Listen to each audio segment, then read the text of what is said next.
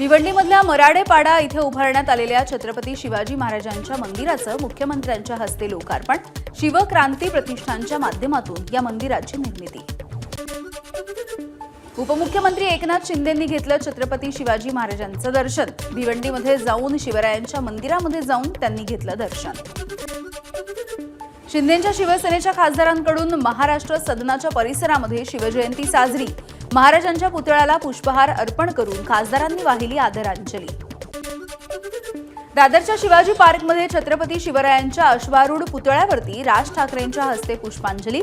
शिवाजी महाराजांच्या पुतळ्यावरती ड्रोनच्या माध्यमातून पुष्पवृष्टी। छत्रपती शिवाजी महाराजांची तिथीप्रमाणे 395वी जयंती नागपूरमध्ये सुद्धा मोठ्या उत्साहात साजरी झाली आहे। नागपूरच्या महाल परिसरामधील शिवाजी महाराज चौकामध्ये शिवराज्याभिषेक सोहळा समितीच्या वतीनं पारंपरिक पद्धतीनं शिवजयंती साजरी। कालबाह्य ठरलेल्या योजना बंद कराव्या लागतात। उपमुख्यमंत्री अजित पवार यांचं विधानसभेत उत्तर। शिवभोजन आनंदाचा शिधा या योजनांच्या संदर्भात अजित पवार यांचं स्पष्टीकरण। वाळू पुरवठ्यावरून मुनगंटीवार आणि बावनकुळेंमध्ये जुगलबंदी। 15 दिवसांमध्ये वाळू दिली नाही तर कारवाई करणार का, मुनगंटीवार यांचे विधान। तर 15 दिवसांमध्ये तहसीलदार घरकुलांना वाळू उपलब्ध करून देतील, बावनकुळेंचं आश्वासन। अधिकाऱ्यांनी भंडारा जिल्ह्याची वाट लावली। वाळू माफियांवरून महसूल मंत्री चंद्रशेखर बावनकुळेंचा अधिकाऱ्यांवरती संताप। विभागीय आयुक्तांच्या मार्फत चौकशीचे आदेश। जशी मुन्नी बदनाम झाली आहे तसा भंडारा जिल्हा सुद्धा बदनाम झालाय। वाळू माफियांवरून काँग्रेसचे नेते विजय वडेट्टीवार यांची सरकारवर टीका। सर्व सरकारी कार्यालयांमध्ये महिला प्रसाधनगृह हवीत। 100 दिवसांच्या अजेंड्यामध्ये हे काम पूर्ण करा। मंत्रिमंडळाच्या बैठकीमध्ये मुख्यमंत्री फडणवीसांचे आदेश। मंत्री जयकुमार रावल यांनी शासनाचे 2,65,00,000 रुपये हडपले। माजी आमदार अनिल गोटे यांचा गंभीर आरोप। रावल कुटुंबियांनी त्यांची शेतजमीन शेवाळे धरणामध्ये जाणार असल्याचा खोटा अर्ज करत शासनाला फसवलं, गोटे यांचा आरोप। माझ्यावरती प्राणघातक हल्ला करण्याचा कट रचला जातोय। जयकुमार रावल आणि धुळे महानगरपालिकेचा भ्रष्टाचार समोर आणल्यामुळे असे प्रकार घडतायत, अनिल गोटे यांचा गंभीर आरोप।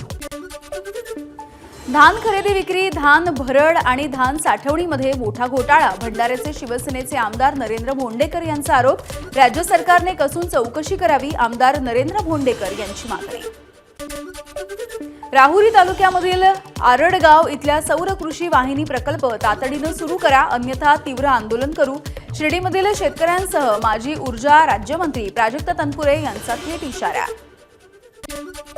धनगर आरक्षणासाठी राज्य शासनाची शिफारस नाही, केंद्रीय मंत्र्यांचे खासदार विशाल पाटील यांना लेखी उत्तर। त्यानंतर राज्यामधील महायुतीच्या सरकारनं धनगर आरक्षणाबद्दलची तातडीनं शिफारस करावी, खासदार विशाल पाटील यांचं आवाहन।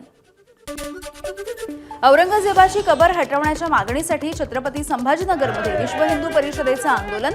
जिल्हाधिकारी कार्यालयाच्या दारावरती आंदोलकांना अडवण्यात आलं। औरंगजेबाची कबर असलेल्या परिसरामध्ये कडक पोलीस बंदोबस्त। एकावेळी एकाच व्यक्तीला प्रवेश देण्याचे निर्देश। औरंगजेबाच्या कबरीला केंद्रीय पुरातत्व खात्याचं संरक्षण, त्यामुळे संरक्षण देणं राज्य सरकारला दुर्दैवानं क्रमप्राप्त, मुख्यमंत्र्यांचं वक्तव्य। पुरातत्व विभागाकडून खुलताबादमधील औरंगजेबाच्या कबरीची पाहणी। एकीकडे कबर हटवण्याच्या मागणी सुरू असताना पुरातत्व विभागाचे अधिकारी राजेश वाखलेकर यांनी पाहणी केली आहे।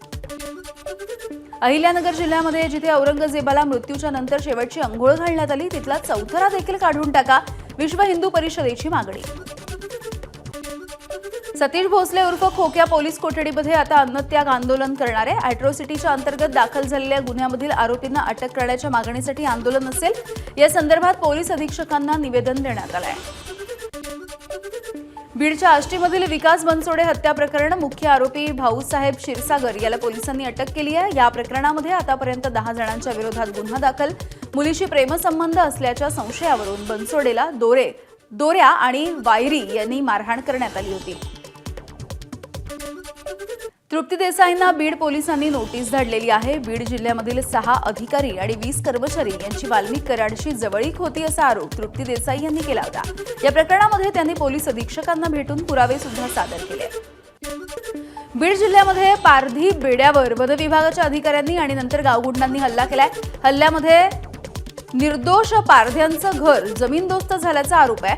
संपूर्ण प्रकरणाची चौकशी अनुसूचित जमाती आयोगाकडून केली जाईल, धर्मपाल मेश्राम यांनी माहिती दिली आहे.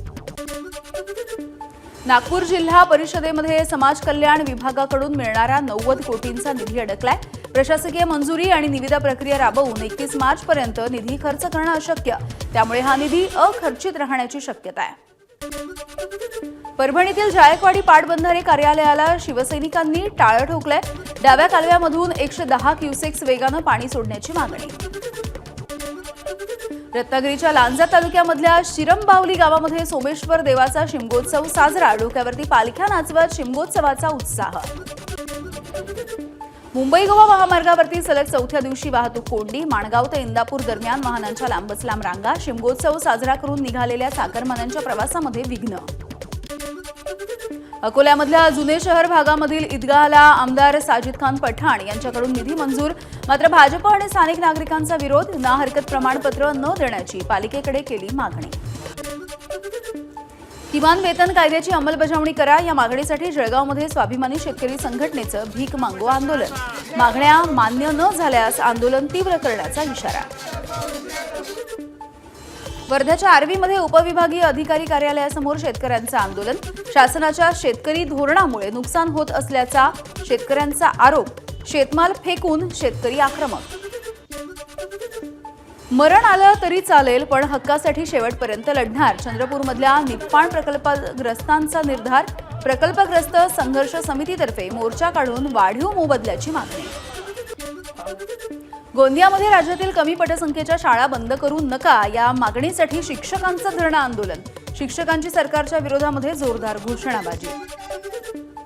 नांदेडच्या मुदखेड तालुक्यामधील बारड दुधनवाडी मुगट या रस्त्याची अक्षरशः चाळण. रस्त्यावरती जागोजागी मोठमोठे खड्डे पडल्यामुळे गावकऱ्यांचा जीव मुठीत धरून प्रवास.